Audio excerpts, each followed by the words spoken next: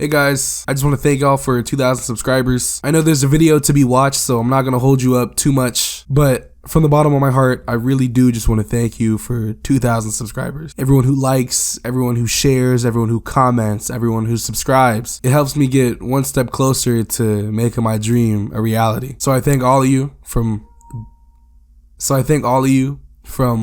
the bottom of my heart for 2,000 subscribers, and I'll let you get into the video. In the last two videos, I went over who I think are candidates for the 6th Man of the Year and Most Improved Player awards for the upcoming season, and eventually gave my final predictions at the end of each video. I suggest you watch those first, but I won't hold it against you if you don't, as they're not really necessary to watch this video. Like last time, you and I both know what award we're going to be talking about, but for the purposes of the video, I'm going to show myself spinning the wheel again, and we'll see what I land on. After the wheel is spun, I'll go over who I believe to be likely candidates, and eventually who I think will win.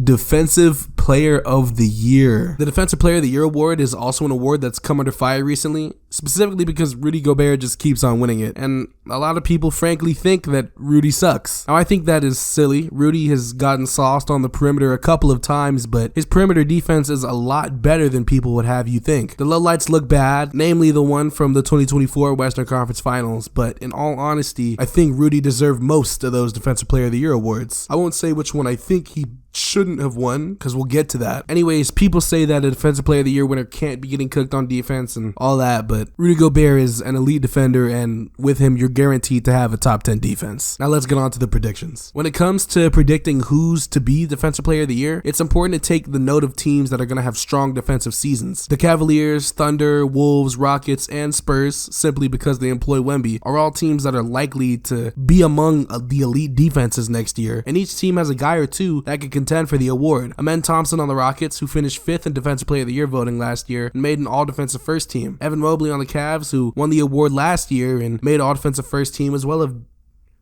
as Jarrett Allen, one of the league's elite rim protectors. The Wolves have 4-time Defensive Player of the Year winner Rudy Gobert, whose defensive impact doesn't seem to be slowing down anytime soon, earning an all-defensive second-team spot, as well as Jaden McDaniels, one of the best perimeter defenders in the league in his own right. The Thunder have Lou Dort, who finished 4th in voting for the award last year, as well as earning himself an all-defensive first-team selection, as well as Chet Holmgren. Chet slowed down a little last year and didn't meet the games played requirement to qualify for awards due to his injury, but he's still an elite rim protector in my eyes, and if he can stay healthy, he might be in the running for the award. Jalen Williams also made all-defensive second team last year as well. And of course, the Spurs have Victor Wembanyama, but I'm gonna dive a little bit below the surface today and campaign for a few of these guys. First, we'll start with Amen Thompson. He won in the last video, and I know the most about him, seeing as he's one of my favorite players on the team. Amen's freak athleticism and fast twitch is what makes him such an elite defender. He can change direction with the best of them and has a genuine gear switch programmed somewhere in his body. I do think some of the Amen Thompson glaze has gotten out of hand recently, and I hate placing such high expectations on a young player, but we're probably going to see a great defensive season from him once again. He gave notable top guards hell on some nights, and I think he'll definitely be in the running for the award again this season. Obviously, Asar is just as capable as Amen on defense. However, it's been really difficult for me to predict just how good the Pistons are going to be defensively this year, and for that reason, I can't put him up here. If the Pistons have a strong defense though, he'll definitely be spearheading it, and we could definitely see him in the running if that's the case. Lou Dort is strong and physical. He's a bit less quick to me than he used to be, but maybe that came with putting on weight, I don't know. But Lou Dort is an elite defender no matter how you look at it. People try to discredit him and say he's hacking, and like, yeah, he is sometimes, but every good defender in the NBA is physical, and they use it to their advantage. Some maybe more than others, but I don't think you should take that away from just how good a defender Lou Dort truly is. He's out there guarding the opposing team's best perimeter guy every single night. That boy can guard. However, there's someone that's more likely to win on his team, and to me that's Chet. Chet is an elite rim protector and a big man